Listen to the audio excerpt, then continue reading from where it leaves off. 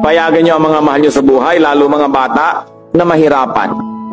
Sapagkat yung lumalangoy sa hirap, lumalakas, natututo, pag-ahon yan, handang makibaka sa buhay. Kaya si Balagtas, lagi ko nalang kinuquote, sabi niya sa Florante at Laura, pag-ibig anak ko'y aking nakilala, di dapat palakhin ang bata sa saya. At sa katuwaan kapag namihasa, paglaki walang hihinting ginhawa. Totoo, pinalaki mo sa sarap, walang kalakas-lakas. Anting problema, tumba na. Ang taong magawi sa ligaya at aliw, mahina ang puso't lubhang maramdamin.